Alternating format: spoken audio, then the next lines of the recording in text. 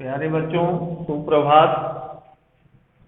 आज हम कक्षा 9 विषय गणित में बहुपदों के गुणनखंड के विषय में पढ़ेंगे कि कैसे हम बहुपदों का गुणनखंड करते हैं। तो कई तरीके होते हैं, उनको ध्यान में रखना होगा कि किस प्रकार का बहुपद दिया हुआ है या व्यंजक दिया हुआ है, तो इसका हम गुणनखंड कैसे करेंगे। तो पहला होता है सार्व गुणनखंड द्वारा या सार्वपद को अलग करके तब उसका हम गुणनखंड करते हैं। जैसे देखिए, अब कोई बहुपद या व्यंजक दे दिया, जैसे मान लीजिए 3x + 6y, यह एक व्यंजक है। अब इसका हमको गुणनखंड करना है। तो गुणनखंड का पहला तरीका होता है कि जिस व्यंजक का हमें गुणनखंड करना है, सबसे पहले उन सभी व्यंजकों में देखते हैं कि कोई संख्या या अक्षर उभयनिष्ठ तो नहीं न है। यदि उभयनिष्ठ होता है तो सबसे पहले उस उभयनिष्ठ संख्या या अक्षर को बाहर कर लेते हैं। अब बाहर करने के बाद जो शेष बचता है उसको एक ब्रैकेट के अंदर लिख देते हैं, वह उसका गुणनखंड हो जाता है। तो जैसे देखिए, अब यहाँ पर 3x + 6y है, तो अलग अलग इन पदों को देखिए। जैसे यह 3x है तो इसका गुणनखंड हम करेंगे तो यह 3 × x हो जाएगा। यह 6y है तो यह हो जाएगा 2 × 3 × y।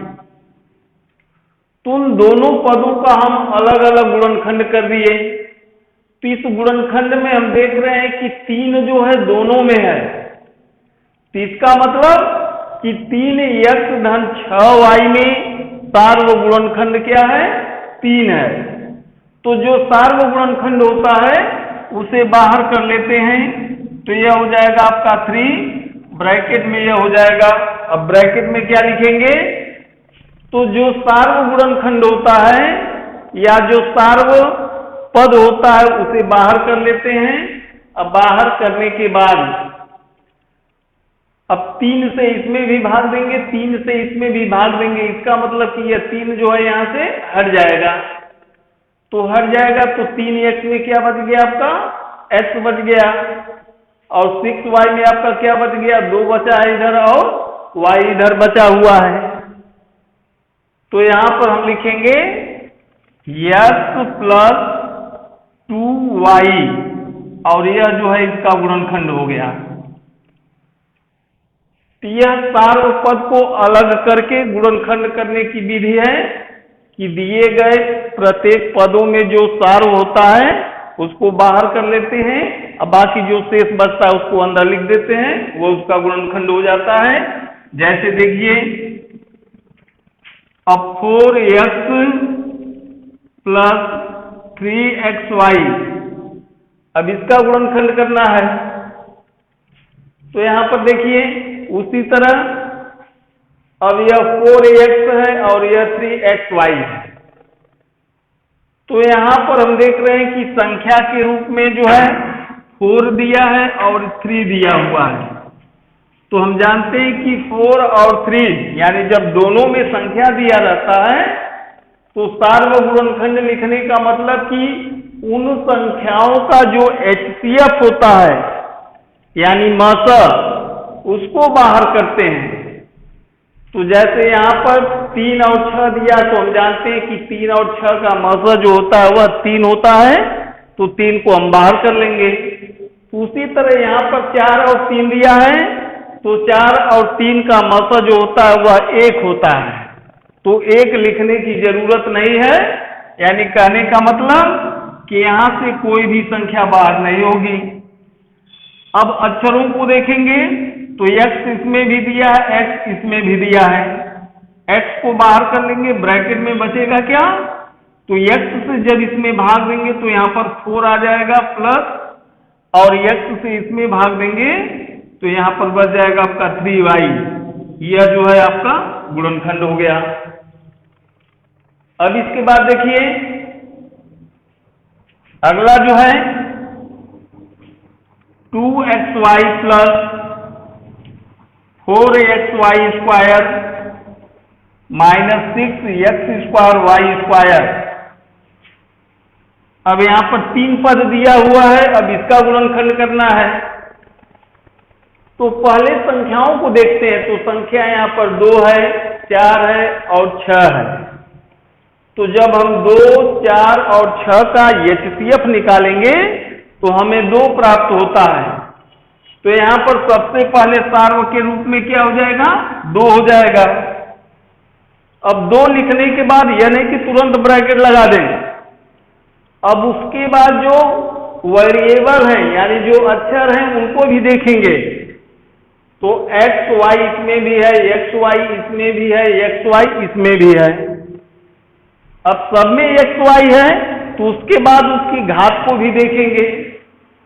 इसमें एक घात है, इसमें भी एक घात है। तो x पर एक घात, y पर एक घात। तो जब सब में एक ही अक्षर होता है तो उनके घातों को देखते हैं और जिसकी घात सबसे छोटी होती है उसको हम बाहर कर लेते हैं। तो यहां से आपका xy बाहर होगा और जब xy यानी 2xy कॉमन हो जाएगा तो यहां पर कुछ नहीं बचता है तो 1 लिखेंगे।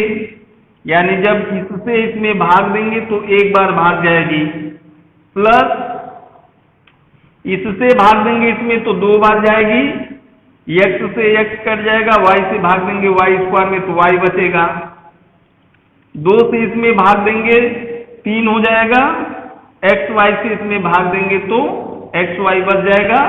तो यह इसका गुणनखंड हो गया। तो यह गुणनखंड का पहला तरीका हो गया। यदि व्यंजक या बहुपद दिया हुआ है तो सबसे पहले जब भी हम उसका गुणनखंड करते हैं तो सबसे पहले उसमें सार्वपद को ढूंढते हैं। यदि सार्वपद दिया हुआ है तो सार्वपद को पहले बाहर कर लेते हैं और अंदर सार्वपद से प्रत्येक पद में भाग देने के बाद जो बचता है उसको अंदर लिख देते हैं। अब इसके बाद दूसरा तरीका होता है समूह बनाकर। यदि सार्वपद नहीं मिल रहा है तो दिए गए व्यंजकों का समूह बनाते हैं और समूह बनाकर तब हम उसका गुणनखंड करते हैं। जैसे देखिए अब समूह बनाकर हम कैसे गुणनखंड करेंगे। तो 2x धन 2y प्लस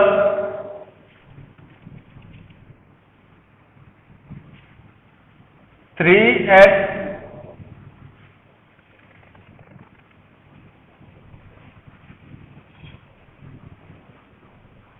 यानी ax plus bx plus ay